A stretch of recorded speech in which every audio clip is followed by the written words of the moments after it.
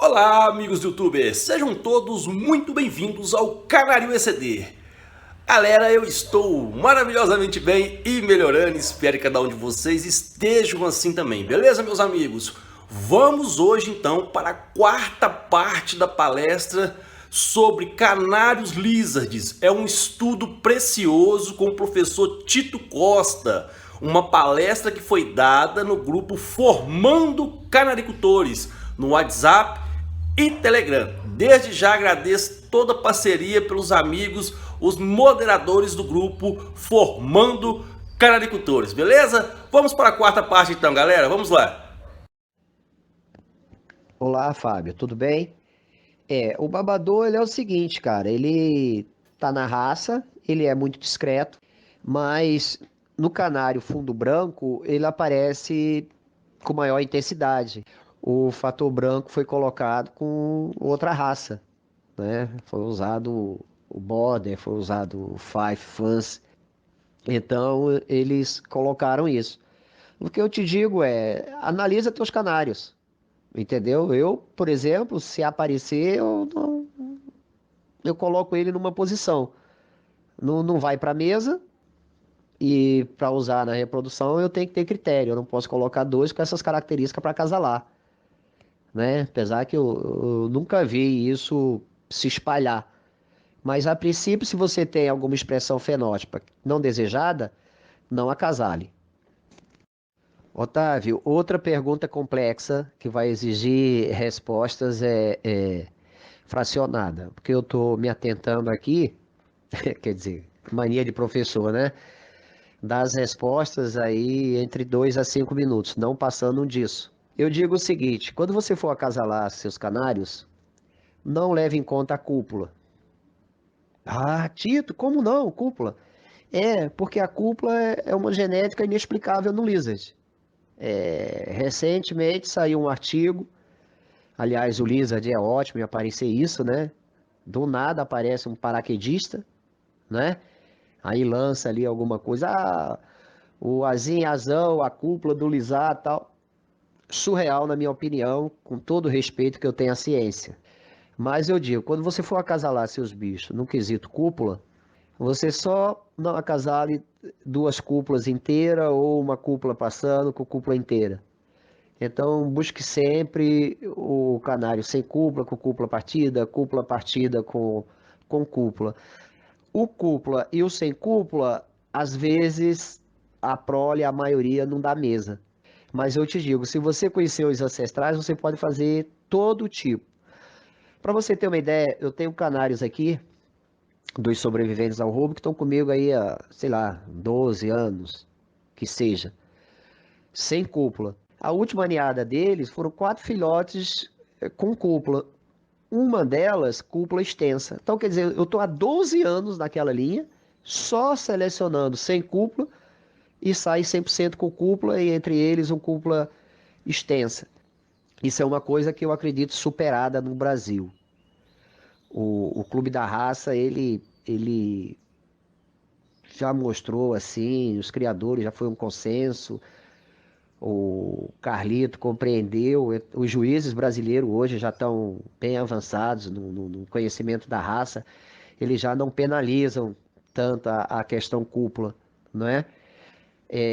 Para nossa surpresa, a Alemanha está fazendo um trabalho muitíssimo rigoroso para voltar àquela cúpula mais formadinha. Eu vou postar aqui alguns desenhos para você ver de cúpulas. E nós trouxemos um criador alemão para cá e o cara bateu o pé na cúpula. Foi bom, a gente aprendeu, mas era uma coisa que o Brasil já tinha superado. Entendeu? Agora, é altamente prejudicial a cúpula grande. Quando você for selecionar seus canários, eu já falei isso, o Reis ontem falou muito bem. Tem o canário de mesa e tem o canário de plantel, não é? O canário de exposição, você tem que dar uma olhada na cúpula. Então, olha a questão do cílio que eu falei. Se a cúpula desceu até metade do olho, não dá mesa. Ah, ele tem uma inserção melânica, tudo bem. Qual é o tamanho? Ultrapassou 10%? Tem um limite. O padrão é bem claro nisso aí. Ah, tem uma inserção, tem duas. Opa, tem duas, já não dá. Então, isso aí é questão de você botar os seus canários numa mesa, assim, numa bancada, e você ir selecionando. Ah, esse aqui eu quero para plantel, ah, esse aqui da mesa, esse é descarte. Aí, esses que for da mesa, você vai analisando. O Bigatão aqui, visitando o meu canarinho, a gente conversando, não é? Ele mostrou, tio, tu faz o seguinte, eu vou ficar aqui sentado tomando uísque, você classifica seus canários. Aí eu botei lá, primeiro, segundo, terceiro, e a gente foi discutindo essa posição, entendeu? E na realidade, ele não estava me desafiando, ele estava me ensinando. Cara, que prática maravilhosa, você selecionar seus canários, você classificar seus canários, você fazer o papel que o juiz vai fazer, entendeu? É o teu olho. Mas a teoria, aliás, é um posicionamento meu como historiador, rastreando o movimento do Lizard na história e no espaço geográfico, na confluência entre a Europa e a Ásia, na Eurásia, não é? Tem um serinos canários, que a gente conhece bem, nosso ancestral, e tem os serinos púcilos, não é? O serinos púcilo, ele tem toda uma família da categoria dele, da classe dele, eu não sei o nome biológico para isso. Os serinos canários também tem os serinos canários e tem outros similares. Na Eurásia, existe esse encontro, entendeu? Desse encontro, fixou o que nós subentendemos que seja o canário lizard. Então, há cerca de, bota aí, uns 10 até 5 anos atrás, tinha vários criadores de lizard que introduzia os serinos púcilos, dizia que melhorava a oxidação, aumentava o lipocromo na cúpula, melhorava desenho de peito, etc e tal. O que a gente sabe é que os filhotes dessa hibridação, se a gente puder chamar assim, a maioria é fértil, né? Mas eu não tenho essa experiência assim. Eu até já vi pessoalmente o Serinos púcilos, é um pássaro encantador, é bonito, mas o manejo dele é muito parecido com o lizard, o comportamento dele é muito parecido, o macho e fêmea se comporta muito parecido com o lizard, não é? Mas eu não cheguei a fazer esse cruzamento para afirmar, entendeu, o quanto ele contribui, tá bom? Mas foi muito boa a sua pergunta e reforçando aí, talvez na primeira resposta eu não fui preciso. Obrigado, viu, companheiro? Opa, hoje no Brasil é totalmente desnecessário, tá? É melhor você procurar criadores que têm bons canários de fundo vermelho para você fazer seu trabalho. E nesses de fundo vermelho, você pode usar os teus canários de fundo amarelo, né? Que você vai introduzir tipo nesse vermelho, desde que esse vermelho tenha lipocromo muito bom.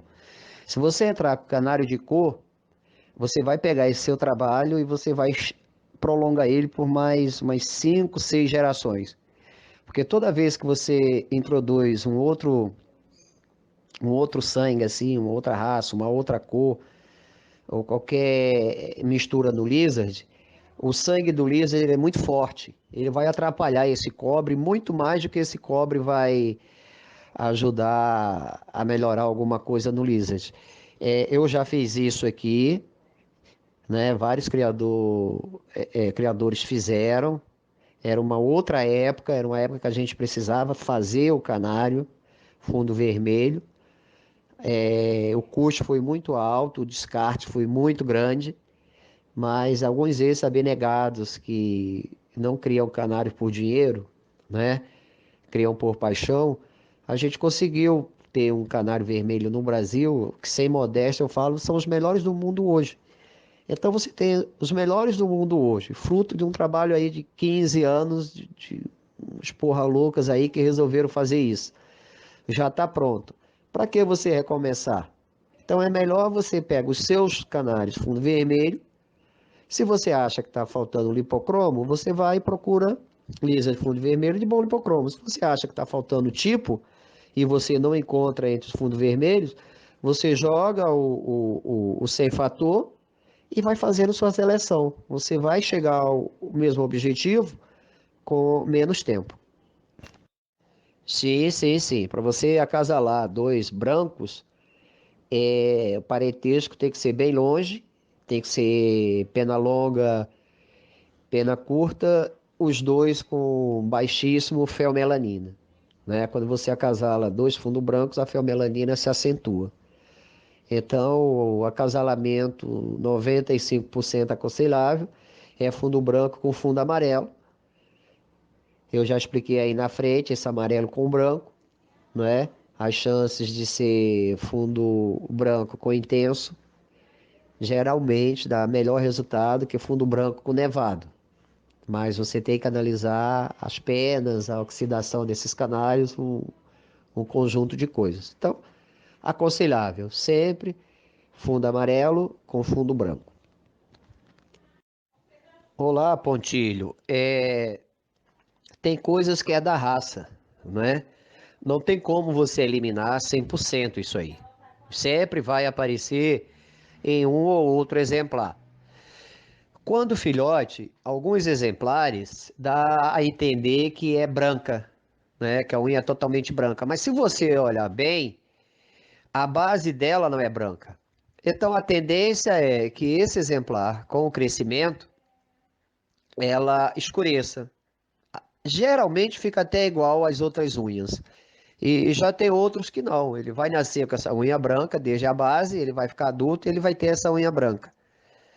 Como é um item desclassificatório para concurso, para você segurar um canário desse no seu plantel, ele tem que ter 51 outros itens que vale a pena. Eu te conheço esse canário, entendeu?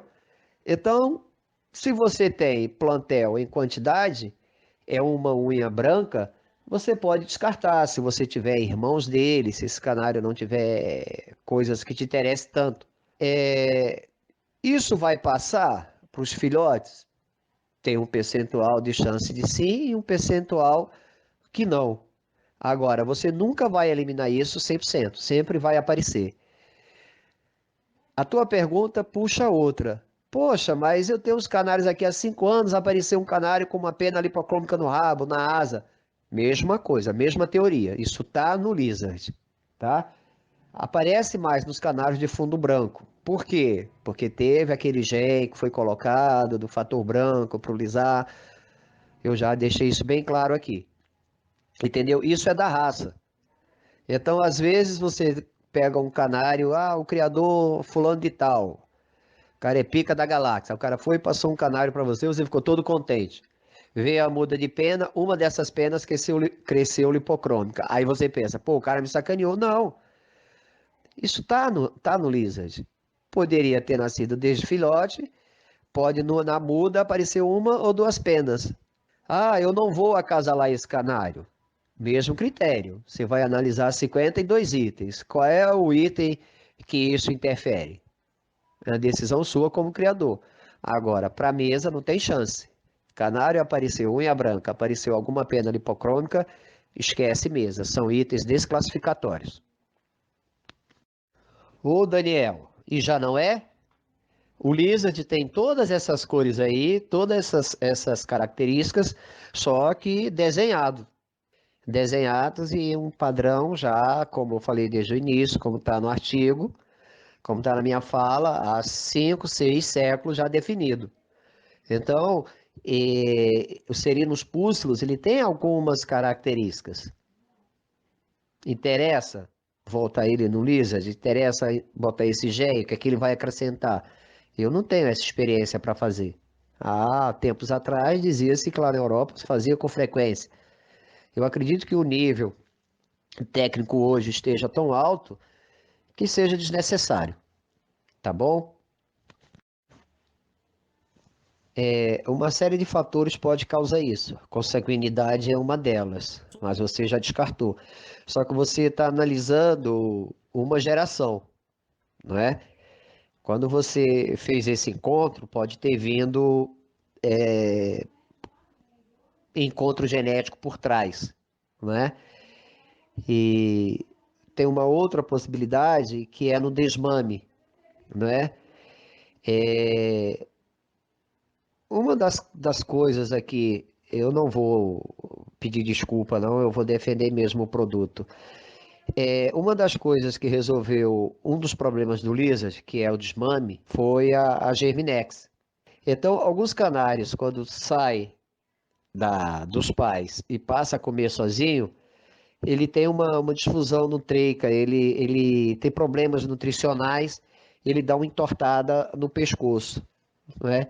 Eu tinha isso aqui, de vez em quando, um ou outro exemplar, e depois da Germinex eu observei que isso é quase zero. E tem a deficiência de proteínas, né? Você tem que rever aí qual é a farinhada que você está usando, o que você está usando nesse período aí. Se o filhote ele não for bem alimentado pelos pais, ele vai dar uma entortada nesse pescoço, já era. Ou quando você fizer o desmame, você fizer uma parte, bota ele para comer sozinho, ele não vai se nutrir suficiente, ou a forma que você alimenta seus canários é insuficiente, principalmente de proteínas, esse canário ele vai dar uma entortada nesse pescoço, tá bom? Oi, Bruno, que satisfação tê-lo aqui. É bom saber que você está acompanhando essa entrevista, tá? Obrigado aí pro seu trabalho aí como vice-presidente do Rio Ornitológico. E eu queria dizer que você é uma das pessoas mais promissoras na canaricultura brasileira. É muito bom compartilhar com você desse hobby, dessa experiência fantástica que é, não é? Vamos lá. Ontem o Arthur já trabalhou bem e bateu muito com a minha maneira de pensar, né? Acho que você criar os bichos de maneira mais natural possível, uma alimentação regular, sem muita alteração, né? Com o que eu chamo de uns brindes aqui, um agrado, eventualmente, você vai ter um plantel muito saudável. Então a minha alimentação é uma mistura de sementes, eu ainda não consigo abrir mão das sementes, e eu uso 85% de alpista e níger, não uso mais nada. Na época de reprodução eu entro com perila, eu coloco em 5% de perila, mantenho o níger, mantenho o alpiste. Eu uso o grit, isso aí divide as pessoas, tem gente que é a favor, tem gente que é contra, mas eu respeito muito o cabedal veterinário do Fernando Bretas. Bretas criou a raça há muito tempo, o Bretas é um juiz experimentado, não é? O Breta me persegue, eu vou lá criar cachorro, o Bretas vai lá e me dá prêmio, eu vou lá criar canário, o Bretas vai lá e eu ganho a série. Então eu tenho que escutar esse cara, né? Além de ser uma figura ímpar, um ser humano incrível, o Bretas, como veterinário, ele aconselha você a usar o grit. Se eu não estou enganado, no nosso curso aqui no Rio de Janeiro, ele deixou bem claro a função, né, do canário comer grit. Água, né? Eu também comungo da ideia de que eu não uso nada na água, nada, nada, nada na água. Água pura, eu troco aqui dia sim, dia não. Eu não tenho tempo de trocar todo dia, que seria o ideal, mas eu troco aqui dia sim, dia não. Eu ainda não tenho o bebedor automático. Pelo tamanho do meu canarinho e da minha preguiça em fazer atividade física, eu preciso ter algum trabalho manual, e trocar água é uma coisa que me faz andar no canarinho várias vezes, porque só de sacanagem eu botei o filtro lá no fundo, perto da pia, então eu tenho que andar gaiola com gaiola, né? Eu coloco a numeração, aqueles macetezinhos que você viu aqui. Geralmente eu marco no bebedouro. Então, se trocar o bebedouro, eu perco algumas referências. Então, eu troco um a um naquele joguinho de paciências, me faz muito bem. E eu uso farinhada e Germinex, né? Eu uso meio a meio, farinhada e Germinex. E esses últimos eu sempre uso umedecido. E quando eu preciso entrar com alguma coisa, por exemplo, eu uso sempre vitamina C. A cada 15 dias eu pego a vitamina C, aqueles efervescentes, né? Coloco na água e umedeço a Germinex. E a Germinex é fantástica para isso, porque não altera a palatabilidade, os bichos pegam tudo, né? Eu sempre faço isso. Uso maçã e jiló pelo menos uma vez por semana. E como eu sou um cara teimoso, resistente a algumas coisas e já passei dos 50, posso me considerar das antigas, já passei mais de 10 anos criando lisas, eu uso o ovo cozido uma vez por semana. Mas isso não tem influência nenhuma, não é culpa dos canários, é culpa minha. Eu gosto daquela coisa de acordar cedo, colocar o ovo para cozinhar, sabe? Aquilo que eu não posso fazer pelos canários diariamente. Quando chega a época de cria, eu me programo, acordo uma hora mais cedo, eu gosto de fazer isso. E eu, sei lá, talvez por mito, sem negacionismo de hipótese alguma, mas talvez por mito ou por aquela questão da gente, o que dá certo a gente não mexe. É época de criação, Germinex e ovo, cara. É batata, é beleza. Filhote bem alimentado, quase zero de perda. Então é isso aí, galera. Muito obrigado a cada um de vocês que estão assistindo aí as palestras aí do professor Tito Costa. Tenho certeza que irá abrir a mente de vocês aí sobre a raça Lizard, meus amigos, que é uma raça fascinante, beleza? Galera, um forte abraço para cada um de vocês e aguardo todos vocês na quinta parte da palestra, beleza? Até mais, galera. Fui e tchau!